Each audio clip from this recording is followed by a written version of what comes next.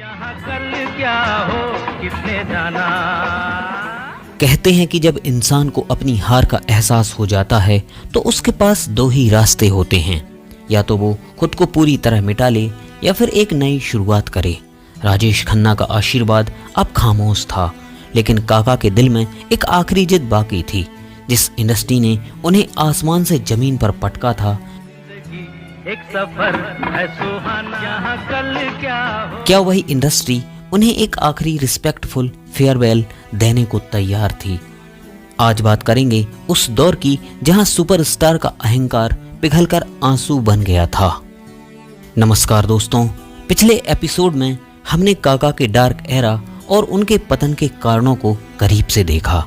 आज के एपिसोड 3 यानी फाइनल एपिसोड में हम देखेंगे राजेश खन्ना के जीवन के आखिरी पन्ने। यह सिर्फ हार की कहानी नहीं है, बल्कि यह एक लीजेंड के आत्ममंथन की कहानी है। क्या काका ने अपनी गलतियों को स्वीकारा? क्या वो अमिताभ और बाकी दुनिया के साथ सुलह कर पाए? आइए जानते हैं। जिंदगी एक सफर है सुहाना, यहाँ कल क्या हो। सालों की गुलामी के बाद काका ने फिर से लोगों के बीच आना शुरू किया। अब वो पहले वाला सुपरस्टार वाला रवैया नहीं था, बल्कि एक मैच्योर इंसान था जिसने जिंदगी के उतार चढ़ाव देख लिए थे। उन्होंने पब्लिक फंक्शंस में जाना शुरू किया। पहली बार लोगों ने काका की आंखों में वह चमक नहीं, बल्कि वह शांति देखी जो इंसान अक्सर अपनी लाइफ के आखिरी पड़ाव पर महसूस करता है। राजेश खन्ना ने अब यह मान लिया था कि दौर बदल चुका है। उन्होंने एक इंटरव्यू में कहा था, एक राजा कभी नहीं मरता, वो बस अपनी गद्दी बदल देता है। यह उनकी एक्सपेक्टेंस का पहला कदम था। उन्होंने अपनी पुरानी कड़वाहट को पीछे छोड़ दिया था। उन्होंने अब उन लोगों को भी माफ करना शुरू कर दिया था जिन्होंने उनके बुरे वक्त में उनका साथ छोड़ दिया था। वो दौर काका के लिए रिश्तों को सुधारने का था। उन्होंने अपने पुराने कलीग्स और दोस्तों को फोन करना शुरू किया। उस दौर के कई डायरेक्टर्स ने बताया कि काका अब सेट पर बहुत हम्बल और शांत रहते थे। वह पुरानी जिद और लेट आने की आदत अब पूरी तरह खत्म हो चुकी थी। उन्होंने अपनी गलतियों के लिए कई बार माफी भी मांगी, जिससे लोगों का दिल फिर से पिघल गया। सबसे बड़ा सवाल हमेशा यही रहा, अमिताभ बच्चन और काका का रिश्ता क्या था? एक शाम मुंबई के एक इवेंट में दोनों का आमना सामना हुआ। लोगों को लगा कि यहाँ फिर कोई ईगो क्लश होगा, लेकिन हुआ बिल्कुल उल्टा। दोनों ने एक दूसरे को गले लगाया। वह पल पूरे बॉलीवुड के लिए एक हिस्टोरिक मोमेंट था। काका ने तब कहा था, वो मेरा कॉम्पिटिटर नहीं बल्कि सिनेमा का भविष्य था। अपने जीवन के अंतिम वर्षों में राजेश खन्ना ने खुद को पूरी तरह से बंद नहीं किया, बल्कि वे फिर से कैमरे के सामने आए। भले ही अब वे बड़ी व्यावसायिक फिल्मों का हिस्सा नहीं थे, लेकिन उन्होंने कुछ चुनिंदा छोटी फिल्मों और विज्ञापनों के जरिए अपनी उपस्थिति दर्ज कराई।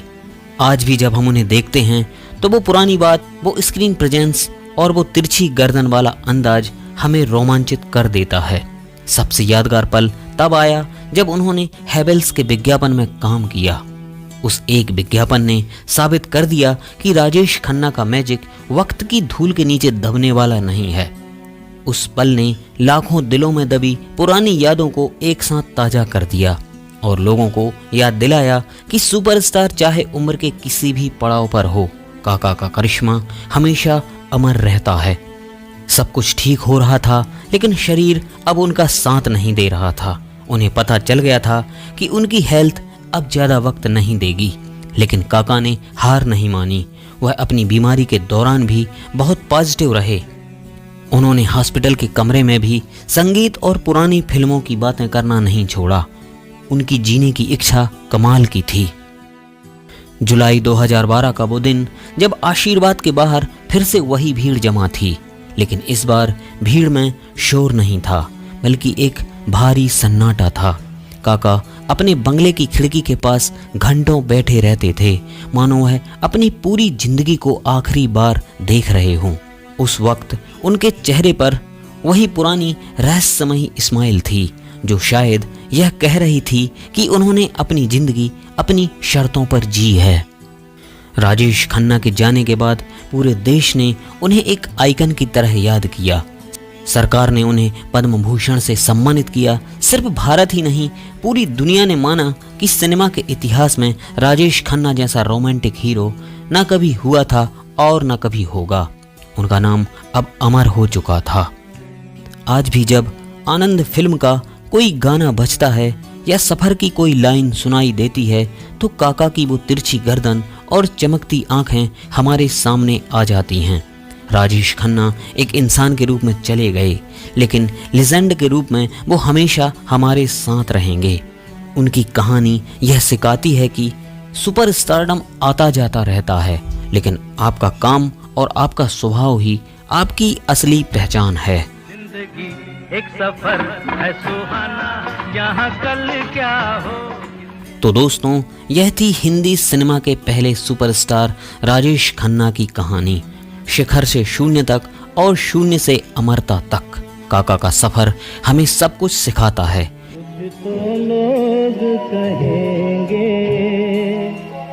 क्या आपको भी काका की कोई फिल्म या उनका कोई डायलॉग आज भी याद आता है? कमेंट में जरूर बताइए। अगर आपको यह सीरीज पसंद आई को सब्सक्राइब करना ना भूलें। हम जल्द ही मिलेंगे एक और ऐसी ही शानदार कहानी के साथ। तब तक देखते रहिए और यादों के सफर में चलते रहिए।